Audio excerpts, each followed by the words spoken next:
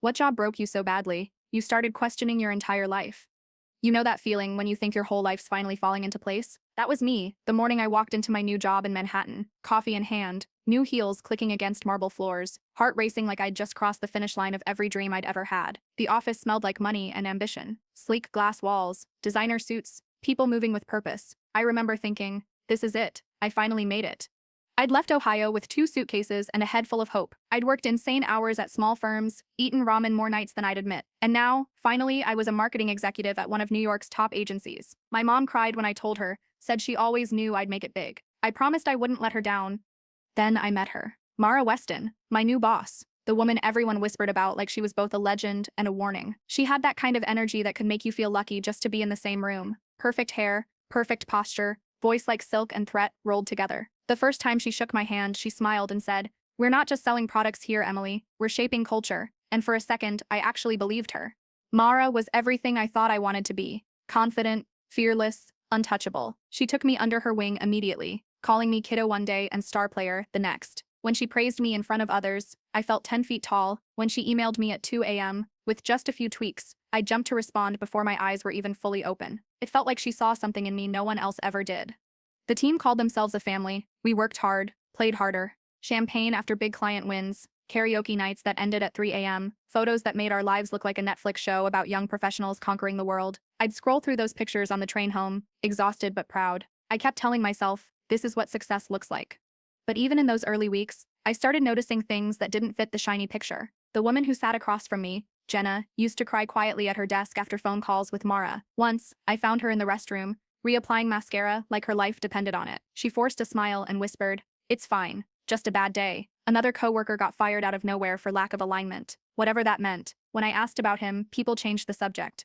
Still, I convinced myself it was normal. Every company has pressure, right? Mara's just intense because she wants results. She's successful for a reason. That's what I kept repeating.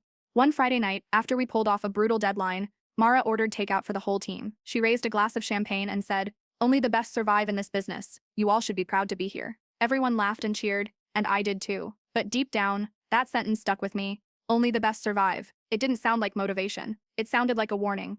Then came the first real moment that made me uneasy. Mara called me into her office late one evening. Everyone else had gone home. She gestured for me to sit, poured herself a glass of wine, and said, "You remind me of myself when I was your age. Hungry, smart, willing to bleed for the job." I laughed nervously, but she didn't smile. She leaned closer and said, "Just don't get too comfortable. Comfort kills ambition." When I left her office that night, something felt different. I remember stepping into the elevator and catching my reflection in the mirror. Tired eyes, makeup smudged, posture slumped, and for a moment, I didn't recognize myself. I tried to brush it off. My mom called that weekend asking how things were going. I said, "Great, busy, but great." I told her I was learning from the best, that this was just the grind phase. She laughed and said, "You've always been a hard worker, Em. Don't forget to live a little, okay?" I said I wouldn't, but I already had. Soon, work became everything. I missed birthdays, skipped dates, stopped calling friends back. Every success came with exhaustion, every compliment with a hint of threat. Mara started saying things like, "You're the only one I can count on. And don't disappoint me, Emily." It sounded flattering until it didn't. Still, I kept pushing, because in my mind, quitting or complaining meant failure. I was so focused on being the best that I didn't realize I was slowly becoming someone else, someone whose worth depended entirely on her boss's approval. And then one morning, I walked into the office to find Jenna's desk completely cleared out. Her nameplate was gone, her computer wiped. When I asked Mara where she went, she smiled and said, "She couldn't handle the heat. Happens to the weak ones." That's when I felt it for the first time. That quiet, uneasy whisper in the back of my head saying, "You might be next." Back then, I still thought this job was the best thing that ever happened to me. I didn't realize yet that it would also be the thing that broke me. I didn't notice how much I was changing until people around me started pulling away. My best friend Lauren texted me one night, "You've gone missing since you started that job. Are you okay?" I stared at my phone but didn't reply. How could I explain that I didn't even know if I was okay anymore? I was running on caffeine and adrenaline, surviving on the approval of a woman who could crush my career with a single email. The office atmosphere grew heavier by the week. You could feel tension in the air like static. Every morning, someone new was missing, gone without warning. Their Slack icons would turn gray, their names vanished from the group email. No goodbyes, no explanations. We all pretended not to notice, because to ask questions meant drawing attention to yourself. One night, Mara asked me to stay late again. "We need to go over next quarter's pitch," she said, her tone casual but eyes sharp. When I entered her office, the blinds were drawn. She was sitting behind her desk with a single lamp on, swirling wine in a glass like she was holding someone's fate in her hand. She started talking about loyalty, how success required sacrifice, how people who couldn't keep up deserved to fall behind. Then she said something that made my stomach drop. I see the hesitation in your eyes lately, Emily. Don't let it fester. Doubt is poison. I forced a laugh, told her I was just tired. She smiled, that sharp, knowing smile, and said, "Good, because tired means you're giving enough." When I left that night, I couldn't shake the feeling that she knew I was thinking about leaving. But how could she? I hadn't told anyone. Then strange things started happening. Files I'd saved to my work drive disappeared. Emails I didn't remember sending showed up in my sent folder. Mara would reference conversations we'd never had, private details I'd never shared. Once, she mentioned something about my mom's health, even though I'd only talked to my mom about it over the phone. I started to suspect she was watching me, not metaphorically, literally. The next morning, I came in early before anyone else. I checked under my desk, behind my monitor, even the ceiling tiles. Nothing. But when I opened my laptop, a small red light blinked on. Just for a second, a webcam. I froze. Then it turned off. I told myself I imagined it. I had to have imagined it.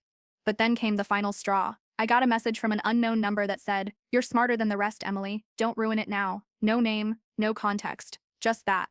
My heart was pounding so hard I could hear it in my ears. I ran to the bathroom, locked myself in a stall, and tried to steady my breathing. My reflection in the mirror looked foreign, pale, hollow-eyed, paranoid. I splashed water on my face, trying to convince myself I was just overworked. When I came out, Mara was standing by the sinks, like she'd been waiting. "Rough morning?" she asked, voice dripping with that fake sweetness. I nodded, mumbling something about not sleeping well.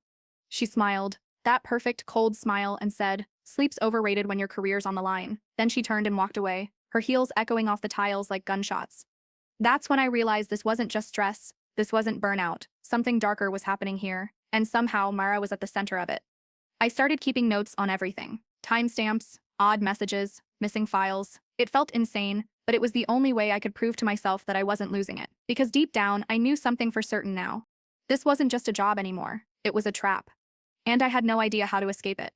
It all came crashing down the morning. Mara called me into her office with that fake, syrupy tone she used when something was very, very wrong. "Emily, close the door," she said, not looking up from her laptop. My stomach twisted. That phrase, "close the door," was code in our office. It meant something ugly was coming. She finally looked at me and slid a file across the desk. It was a massive campaign proposal, one I hadn't seen before, for a new client in green energy. At first glance, it looked perfect. Too perfect. But then I recognized sections of copy I hadn't written under my name. Data charts I didn't remember approving. Quotes attributed to me. It was like someone had built a Frankenstein project out of pieces of my work and twisted it into something false. "Congratulations," Mara said. "The client loved it. You'll be leading the rollout." I blinked, but I didn't. She cut me off, leaning forward. "Don't play coy, Emily. Own your work. The CEO's expecting you at the launch next week." Her smile was razor sharp. I wanted to scream that this wasn't mine, that it was fabricated, but then I saw the subtext in her eyes, that unspoken threat. If I refused, I'd be out. And in this industry, when Mara blacklisted you, you disappeared. So I played along. I told myself I'd fix it later, except later came faster than I expected. 2 days later, I got an anonymous email from an internal whistleblower. No greeting, no name, just a zip file and a line that said, "You don't know what you're a part of." The files were internal reports, real data. The company we were promoting wasn't green at all. They were falsifying emissions numbers, hiding environmental violations, and laundering their public image through our campaign, through my name. I sat there at my desk, shaking, reading document after document that spelled out millions in fraud. It was sickening. We weren't selling dreams, we were selling lies. I ran to Mara's office, heart pounding. "You knew about this?" I demanded.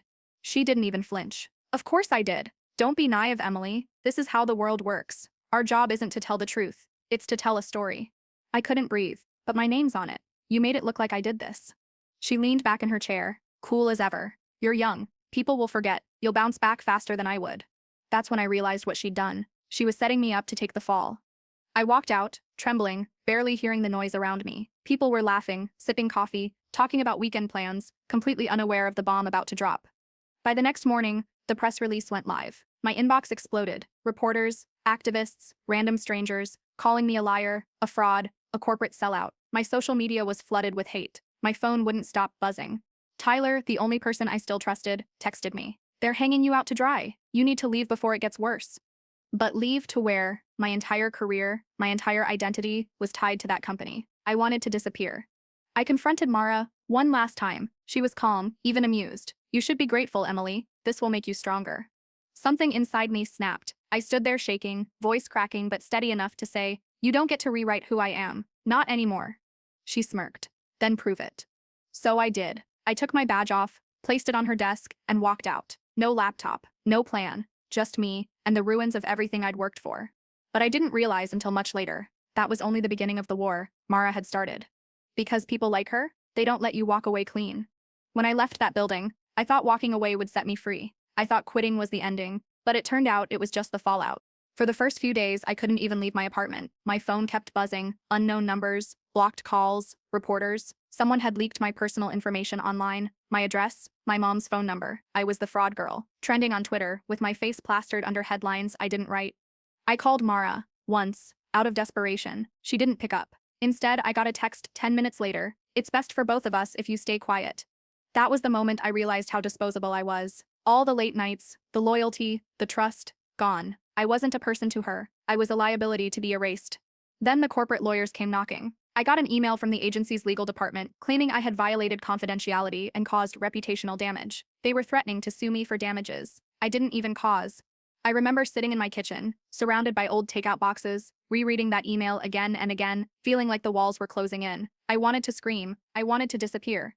My boyfriend, Drew, tried to be supportive, but he didn't understand. Just tell people the truth, he said. Post your side of the story. The truth. The truth didn't matter. Not in a world that already decided who the villain was. I'd seen enough PR spin to know whoever tells the story first wins, and Mara had been telling it for days.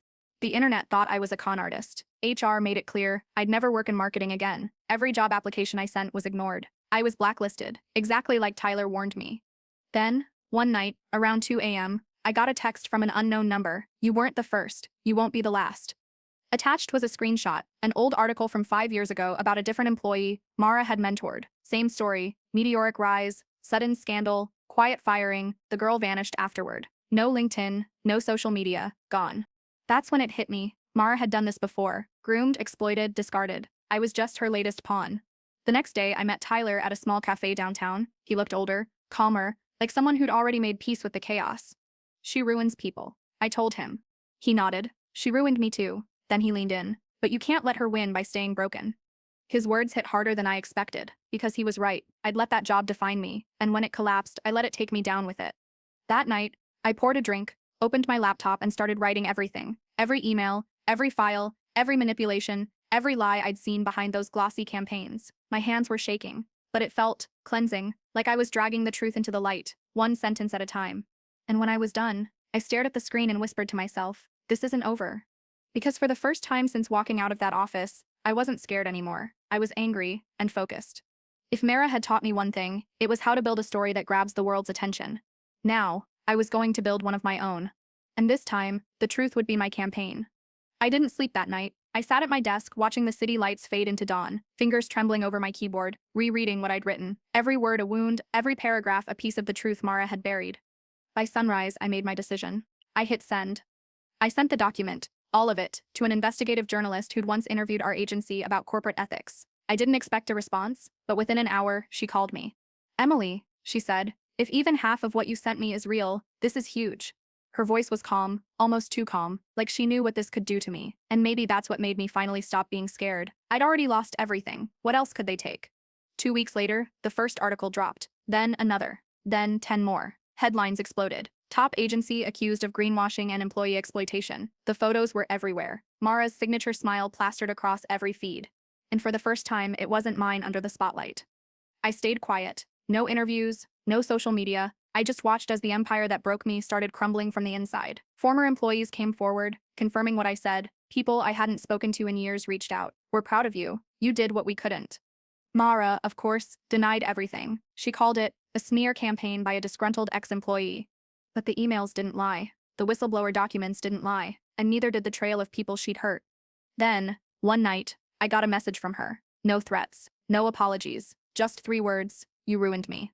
I stared at it for a long time. My heart was pounding. My fingers hovered over the keyboard. Then I typed back, no, Mara, you did. After that, I blocked her number. For good. Months passed. I got therapy. I slept through the night again. I stopped flinching when my phone buzzed. And slowly, something unexpected happened. I started getting freelance work. Small projects at first. Local businesses, nonprofits, honest brands that wanted authenticity, not illusion. I named my agency Ember Creative Because fire destroys, but it also rebuilds.